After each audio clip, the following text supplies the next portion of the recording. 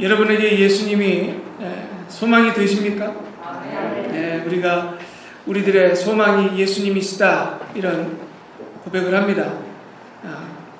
예수님이 우리의 소망이 된다라고 하는 말은 과연 무슨 말일까요?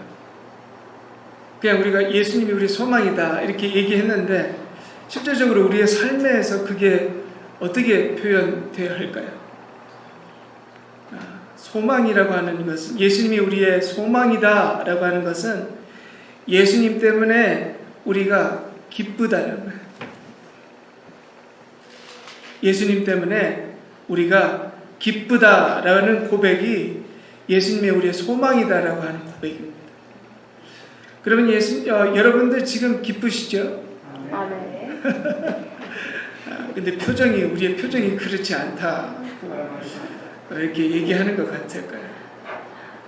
만약에 우리가 예수님을 믿으면서도 예수님이 우리의 소망이다라고 말을 하면서도 예수 믿는 우리가 다른 것 때문에 기쁘다고 한다면, 다른 것이 우리들을 기쁘게 하고 우리들을 슬프게 한다면 우리는 예수님의 우리의 소망으로 두지 않고 있다는 것을 말하고 있는 겁니다. 여러분의 하고 있는 사업이나 일들이 여러분을 기쁘게 하거나 슬프게 한다면 그것이 여러분의 소망이라는 거예요. 여러분의 자녀가 잘 되면 기쁘고 안 되면 슬프면 여러분의 자녀가 여러분의 소망이라는 거예요. 우리들의 건강이 좋으면 기쁘고 건강이 안 좋으면 슬프면은 우리의 건강이 우리의 소망이라는 것이고, 우리의 은행 잔고가 플러스가 많을수록 기쁘고 마이너스면 슬프면 은행 잔고가 우리의 소망이라는 거예요. 여러분의 집값이 올라가는 게 기쁘고 내려가면 슬프면은 여러분 집값이 여러분의 소망이라는 거예요.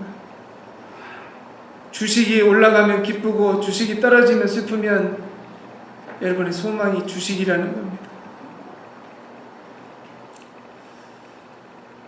한 가지 분명히 알아야 될 것은 우리 그리스도인은 예수님을 소망으로 삼고 살 때 온전한 삶을 살 수 있다는 겁니다. 예수님을 믿으면서도 예수님을 소망으로 삼지 않고 산다면 우리는 평생 누리지도 못할, 온전히 누리지도 못할 것을 우리의 삶을 허비하고 있는 삶이라는 거예요. 오늘 우리가 이 시간에 분명히 인정해야 될 것은 예수님이 우리의 소망이라고 하는 진리입니다. 진리예요. 진리라고 하는 것은 우리가 확신하고 경험해서 나오는 것이 아닙니다. 내가 예수님의 소망이라는 걸 느껴져야 내가 예수님이 소망입니다라고 고백하는 게 아니에요. 믿음으로 고백하고 누리는 거예요. 믿음은 경험이 아니에요. 믿음은 고백입니다. 고백이라는 예수님이 우리의 소망이다. 이 진리가 여러분의 마음 가운데 경험되어져서 고백하는 우리들이 아니라 먼저 믿음으로 고백하고 하늘에서 주시는 은혜로 누려지는 그런 말씀의 은혜가 저 여러분들 가운데 있기를 간절히 축복합니다. 오늘 본문 말씀 보시면요, 히브리서 저자가 이제 10장에서는 왜 예수님이 우리의 소망이신가를 반복적으로 주장을 하고 있는 내용입니다. 히브리서 저자가 주장하는 것, 왜 예수님이 우리의 소망이 되셔야 하는가, 그 이유는 이겁니다. 예수님이 완전하고 온전하고 거룩하신 분이기 때문입니다. 그거예요. 이전까지 우리는 하나님 앞에 나아가기 위해서 수없는 제사를 드려왔다. 그렇죠? 죄 짓고 제사 드리고 또 죄 짓고 제사 드리고. 그런데 이것이 우리들의 죄의 문제를 해결해 줬을까요? 하나도 해결해 주지 못했다는 거예요. 오히려 우리를 더 악한 죄로 이끌었다는 거예요. 우리를 죄로 오염시켜버렸다. 하나님께서 우리에게 주신 이 거룩한 제사의 길이 이제는 그 제사의 길로는 죄의 문제를 해결할 수 없을 만큼 우리가 너무나 먼 길을 지금 돌아왔다는 거죠. 히브리서의 저자가 바라보는 제사의 문제가 있어요. 바로 1절과 2절입니다. 율법은 장차 올 좋은 일의 그림자일 뿐이요 참 형상이 아니므로 해마다 드리는 같은 제사로는 나오는 자들을 언제나 온전하게 할 수 없느니라. 그렇지 아니하면 섬기는 자들이 단번에 정결하게 되어 다시 죄를 깨닫는 일이 없으리니 어찌 제사 드리는 일을 그치지 아니하였으리요. 만약에 제사 드리는 일이 온전했다면 우리가 제사 한 번 드리고 끝냈는데 왜 우리가 반복적으로 계속 제사를 드리고 있느냐에 대한 질문이에요. 여기서 다시 우리가 분명히 해야 될 것은 하나님께서 우리에게 주시는 제사의 길이 잘못된 문제가 있다는 게 아닙니다. 하나님께서 주신 제사의 길에 문제가 있는 것이 아니라 그 제사를 담당하는 우리 인간이 문제가 있었다는 거예요. 인간의 문제입니다. 2절에서는 하나님께서 우리들에게 제사를 주셨을 때 하나님의 기대가 무엇이었는지를 알려주고 있어요. 2절 섬기는 자들이 단번에 정결하게 되어 다시 죄를 깨닫는 일이 없으리니 이거예요. 즉 제사를 반복하면 반복할수록 죄의 문제가 늘어나는 것이 아니라 사라지는 거예요. 발전되는 거죠. 그렇잖아요. 제사를 지면 질수록 죄의 빈도수가 낮아져야 되잖아요. 그게 일반적인 겁니다. 하나님께서도 우리에게 그런 기대가 있으셨다는 거예요. 제사를 하면 할수록 죄가 이제는 줄어들겠지. 그런데 아니었어요. 죄가 줄어들기는커녕 오히려 늘어나고 죄에 중독이 됐어요. 죄에 둔감해졌어요. 죄에 면역이 되기 시작했어요. 죄가 죄로 여겨지지 않는 겁니다. 처음에 하나님께서 제사의 길을 딱 열어주셨을 때 그 제사를 얼마나 정성스럽게 드렸을까요? 흠없고 거룩하게 생긴 그 제물을 키우고 준비해가지고 데리고 와서 그 귀한 제물이 목이 따여서 피가 흘리고 몸이 조각나는 모습을 보고 불태워지는 걸 보면서 얼마나 충격이었을까요? 노이로제가 걸렸을 거예요. 그리고 그 제사를 드리고 삶에 돌아가면 이런 건 있었을 거예요. 내가 다시는 죄짓지 말아야겠다. 다시는 죄짓지 말아야겠다. 그런 다짐으로 살았을 거예요. 그런데 시간이 갈수록 어떻게 됐느냐? 거룩하고 흠없는 제물이 아니라 다리 조금 절고 눈 멀고 내가 어디 팔기에는 가치가 떨어지고 내가 잡아먹기에도 그런 흠 있는 제물을 가지고 와서 하나님 앞에 바친다고 하고 피 흘리는 거, 깍둑 썰리는 거, 불태워지는 거 이제는 익숙한 거예요. 뭐 피 봐도 그냥 별 반응도 없고 정기적으로 제사는 드리고 번제 다 드리는데 가장 큰 문제는 삶에서 변함이 없어요. 짓던 죄 그대로 져요. 그러면서 우리 스스로를 이렇게 위안합니다. 죄를 또 졌네. 이걸 죄인 거를 알면서도 또 죄를 지면서도 무슨 마음이 있었을까요? 또 제사 드리면 되지 뭐. 또 제사 드리지 뭐. 대제사장이 1년에 한 번씩 제사 드리는데 용서되니까. 죄에 중독돼 버려요. 그런데 정말 중요한 문제는 백성들이 아니었습니다. 제사장들의 문제였어요. 제사장들이 어떤 사람들이죠? 거룩하다라고 하는 사람들. 성전에서 무엇을 하기 시작했을까요? 장사를 하기 시작했어요. 여러분 잘 아시잖아요. 예수님이 첫 번째로 화내셨던 게 뭐였죠? 성전에 들어가서 장사하는 거였어요. 거기 있던 비둘기들과 그 많은 그 재물들이 무엇에 사용되었던 것들이었죠? 재물에 사용되었던 것들이었어요. 이제는 재물도 준비 안 해요. 그냥 돈 가져와가지고 이제 사는 거예요. 재물 사서 가지고 들어가는 거예요. 근데 그 장사할 때 누가 이유를 취했을까요? 제사장들이요. 창수를 빌려줬죠.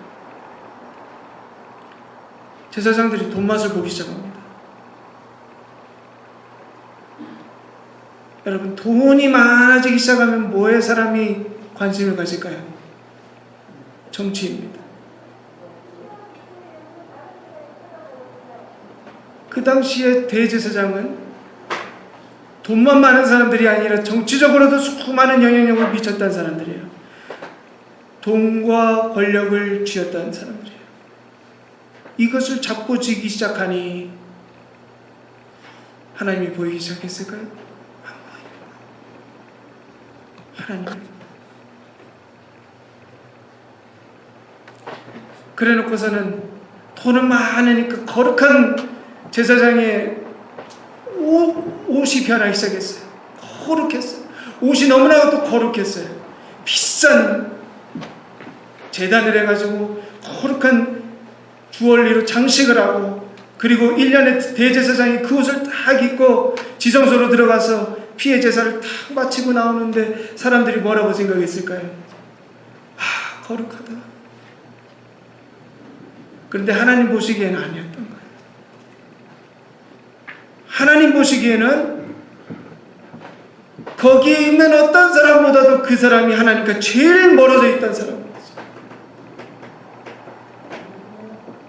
겉보기에는 가장 하나님과 가까워 있었던 사람들이었는데, 하나님 눈에 보기에는 하나님과 가장 멀어져 있던 사람, 가장 타락했던 사람이 바로 제사장들이었어요.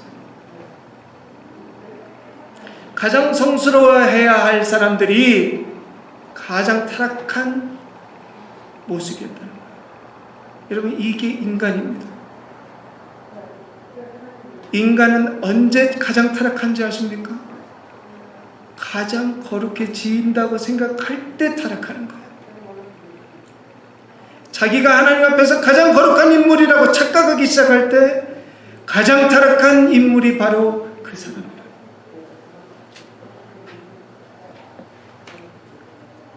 성스러움과 타락은 가장 멀리 있는 게 아니라 가장 가까이 있는 거예요.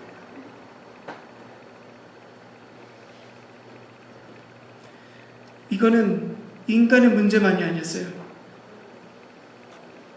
그 모습을 통해서 하나님을, 거룩한 하나님을 이방 신으로 전락시켜버리는, 사람들이 그걸 몰랐을까요? 겉보기에는 거룩한데 다 알잖아요. 사람들이 말을 못할 뿐이지. 왜? 그 돈과 권력에 눌려서.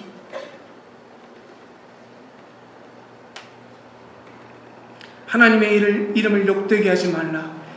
10계명의 세 번째 계명을 그들이 어기고 있는 거예요. 하나님의 이름을 누가 망령되이 일컫고 있는지를 몰랐어요. 그들 스스로. 거룩하게 제사만 지르면 다 끝난다고 생각했다는 거죠. 그런데 여러분, 이스라엘 있었던 제사장들의 그 타락한 모습을 보면서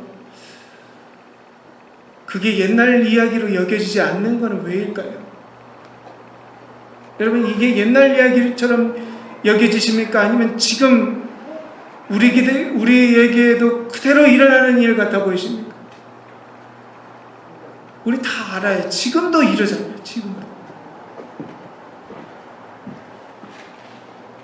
뉴스 보기가 겁나요.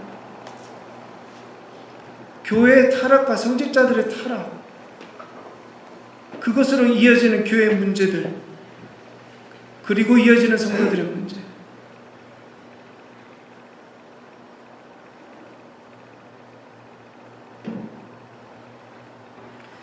오히려 교회가 아니라 이 세상이 우리가 어떻게 살아야 하는지를 가르쳐주고 있는 것 같아요. 교회가 이렇게 가야 됩니다.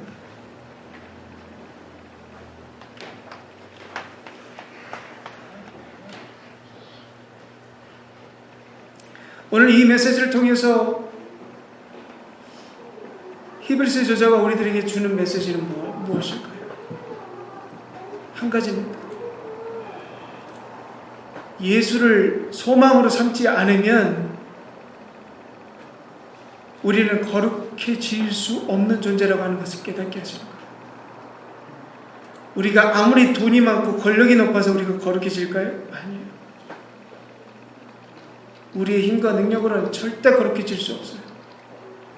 우리는 그런 존재예요.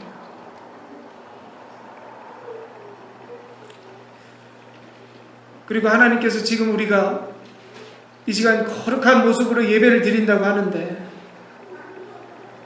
우리의 모습이 변함이 없다면 하나님께서 과연 이 예배조차도 받아주실까?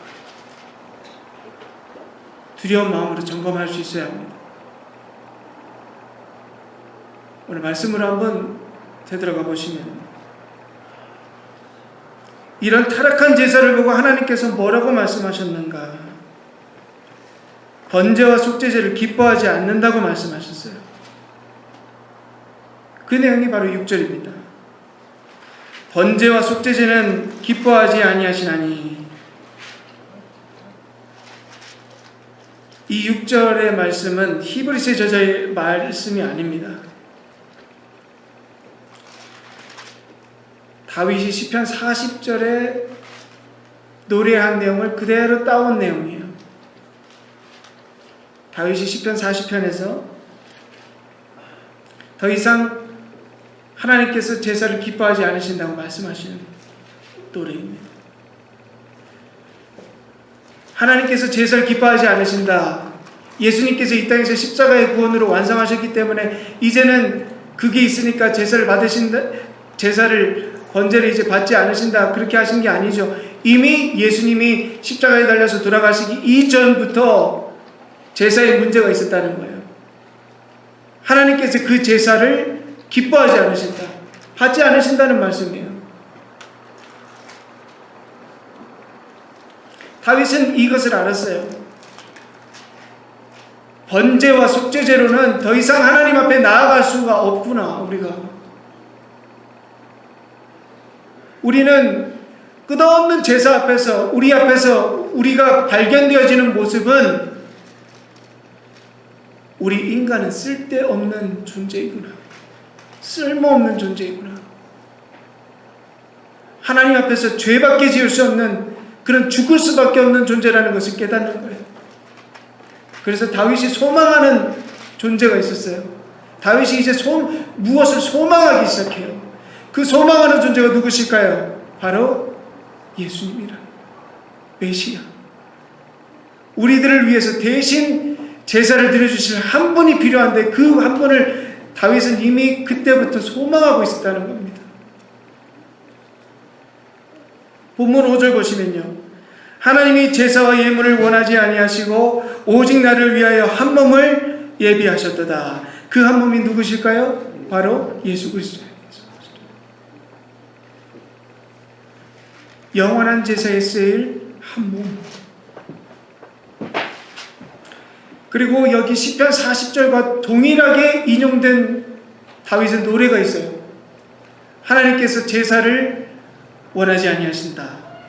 하나님께서 제사를 기뻐하지 아니하신다. 바로 시편 51편의 말씀입니다. 거기서도요, 다윗이 주께서 제사를 기뻐하지 않으신다라고 고백을 해요. 왜 다윗이 하나님께서 제사를, 번제제를 기뻐하지 않으신다라고 고백했냐면, 다윗이 이제 하나님께서 원하시는 것이 무엇인지를 알았기 때문이에요. 다윗이 알았어요. 하나님께서 진짜 원하시는 게 뭔가, 번제와 속죄제가 아니구나. 하나님께서 원하시는 것은 상처받은 영혼이다. 상처받은 영혼. 자기 스스로 거룩하다고 하면서 제사에 나오는 그런 영혼이 아니라, 하나님, 내가 하나님 앞에서 죽을 수밖에 없는 주인입니다 라는 그 고백을 하는 영혼을 하나님께서 원하신다는 거예요. 시편 51편은 다윗이 어떤 상황에서 쓴 노래인가 보니까 이런 상황에서 쓴 노래예요. 다윗이 나단 선지자에게 책망을 듣고 쓴 노래입니다. 다윗이 나단 선지자에게 책망을 들었던 이유가 무엇인지 여러분들 잘 아시죠? 우리아의 아내 밧세바를 갖기 위해서. 그때 다윗이 무슨 죄를 저질렀나요? 입에 담기도 힘들 불경스러운 죄를 저질렀어요. 근데 여러분, 그때가 다윗이 어떤 때였냐면요, 다윗의 최고의 전성기였어요. 최고로 잘 나갈 때였어요. 높은 성전을 짓고요, 매일마다 하나님께 번제제, 속죄제를 드렸을 때고요. 그리고 누가 봐도 하나님이 다윗을 지켜주신다라고 하나님 주변 사람들이 인정했을 때, 왜? 부와 권력을 다 누리고 있었거든요. 그런데 알고 보면 정작 하나님께서 바라보시는 다윗은 거룩한 자가 아니라 하나님이 보시기에 가장 타락한 자였어요. 왜? 자신의 죄를 죄로 깨닫지 못하고 있었거든요. 죄가 죄로 보이지 않았어요. 그리고 나단 선지자가 왔을 때 그 죄를 깨닫게 해줬죠. 그리고 그 처참한, 상처받은 자신의 죄성을 끊임없이 깨닫고 처참하게 깨달은 그 다윗이 노래를 지은 게 시편 51편입니다. 여기서 다윗이 어떤 마음으로 이 노래를 불렀을까요? 자기가 거룩하다라는 착각으로 노래를 부른 게 아니에요. 하나님, 제가 진짜 죽일 놈입니다. 하나님, 저 진짜 죽어도 뭐라고 할 말이 없는 죄인입니다. 그런 마음으로 하나님께 나아간 거예요. 그리고 하나님께서 그 찬양을 받아주셨다는 거예요. 여러분, 다윗이 지었던 죄는 하나님 앞에서 절대로 용서받을 수 없는 죄였어요. 율법에도 어긋났고 다 어긋났던 죄였어요. 그런데 하나님께서 다윗을 용서하셨던 이유는 한 가지였어요. 그 마음이었어요. 상한 마음. 그 상한 마음으로 하나님 앞에 나아갔을 때 그 다윗의 죄가, 그 붉은 죄가 용서되었어요. 그래서 다윗이 이렇게 노래를 한 겁니다. 주께서는 제사를 기뻐하지 않으시니 그렇지 않았다면 내가 제사를 드렸을 것입니다. 하나님께서 바라시는 제사는 상처받은 영혼입니다. 상처받은 영혼입니다. 하나님께서 왜 상처받은 영혼을 바라실까요? 한 가지예요. 상처받은 영혼이 그리스도를 소망하기 때문이에요.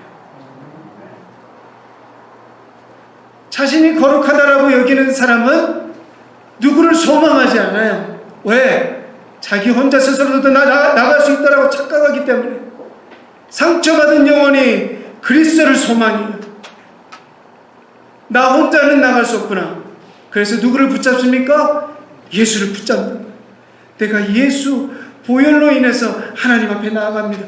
그 보혈로만 하나님께 나아갑니다. 하나님께서는 그걸 원하시는 거예요. 여러분, 지금 하나님께서도 우리에게 원하시는 게 바로 이거예요. 내가 잘 살다 왔습니다. 아니에요.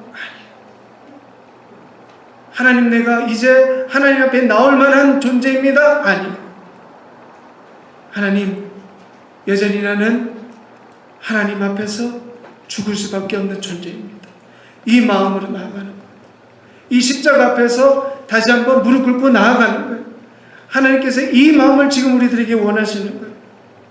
지금 우리가 거룩함을 세울 수 있는 방법도 한 가지입니다. 예수님의 보혈을 붙잡는 거예요. 그거밖에 없어요.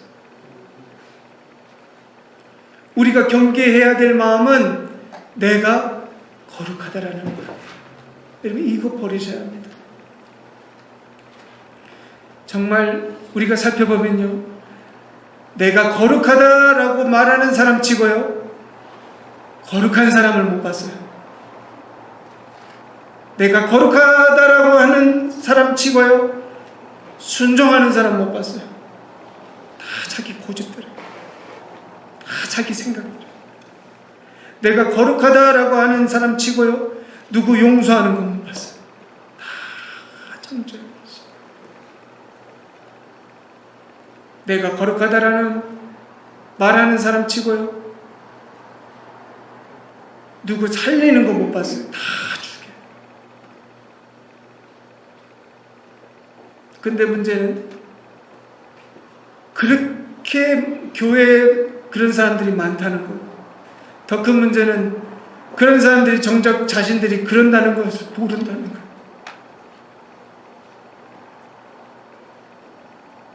여러분, 누구 생각할 필요 없어요. 우리가 그래요. 다른 사람 말씀하시는 게 아니에요. 우리 말씀하시는, 나 말씀하시는 거예요. 여러분, 십자가 앞에서 무릎 꿇으심으로 거룩함을 회복하시기 바랍니다. 아멘. 우리의 거룩함은 그것으로밖에 회복되지 않아요.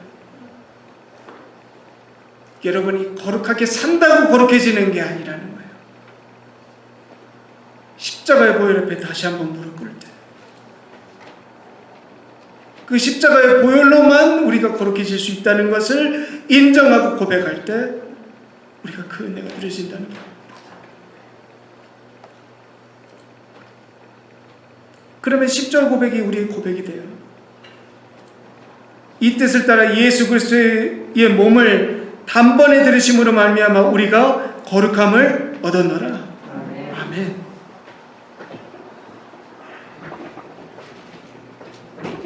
거룩함이 우리가 이루었다고 한 게 아니죠. 어떻게 돼? 거룩함을 얻었노라. 얻었다. 거룩함을 받았다.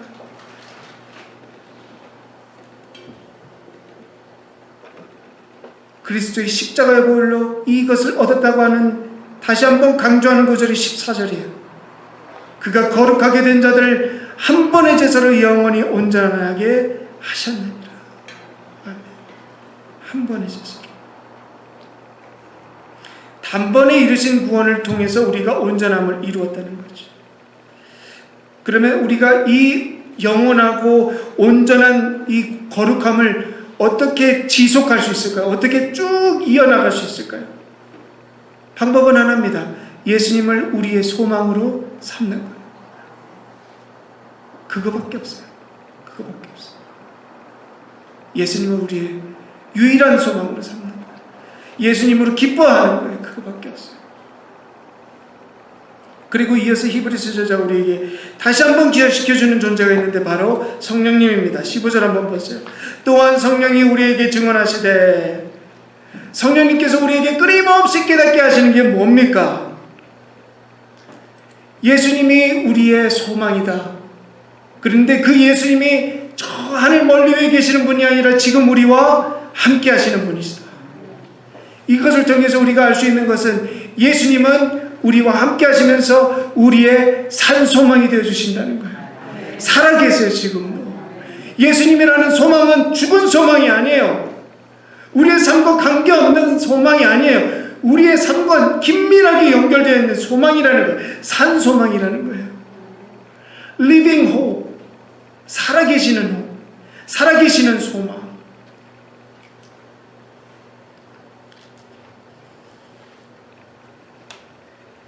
여러분, 이 살아계시는 소망으로 우리가 살게 될 때 우리가 비로소 하늘의 나라를 소망할 수 있게 된다는 겁니다. 여러분, 예수를 왜 믿으세요? 여러분, 예수를 왜 믿으세요? 예수를 왜 믿으세요 도대체? 이 땅에서 잘 먹고 잘 살기 위해서만이 아니잖아요. 성경에서 이 땅에서 잘 먹고 잘 사는 방법을 가르쳐 줍니까? 어디에 그게 나오죠? 예수를 왜 믿으세요? 예수를 믿는 이유는 궁극적인 목적은 하나님께서 우리들에게 예수님의 십자가의 보혈의 은혜를 준 궁극적인 목적은요, 하나님의 나라. 하나님의 나라. 이 땅에서 누리는 재물과 권력과 돈이 아니라는 말씀이에요. 아무도 기뻐하지 않으시는 거예요. 우리가 이렇다니까요. 이 땅에서 풍요하게 사실 겁니다. 건강하실 겁니다. 이러면 아멘 나는데 왜 하나님의 나라 천국을 우리에게 주셨습니다라고 하는 것은 왜 우리가 기뻐하지 않죠? 보이는 거예요, 지금.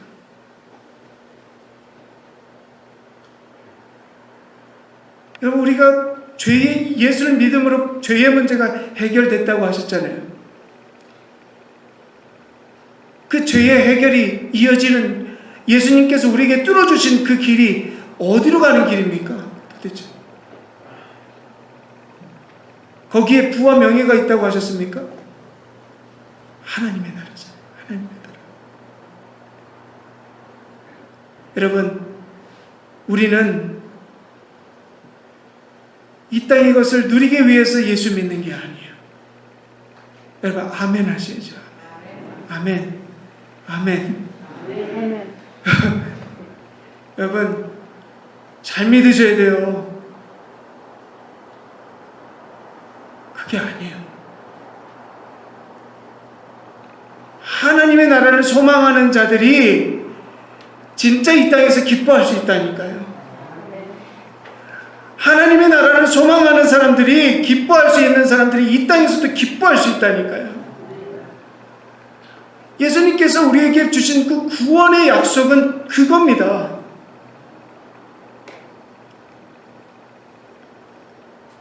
우리들에게 약속하신 땅이 있잖아요. 영혼의 가나안 땅.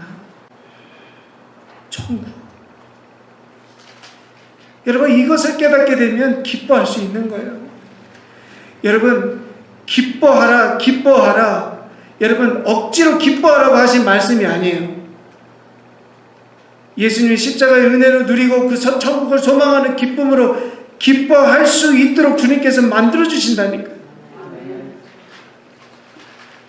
여러분, 지금 깨닫지 못하시더라도 여러분의 삶 가운데서 이 은혜가, 이 기쁨이, 이 말씀의 능력과 온전한 은혜가 여러분의 삶 가운데서 깨달아지시고 누려지시기를 간절히 축복합니다. 아멘. 여러분, 예수님이 소망입니다.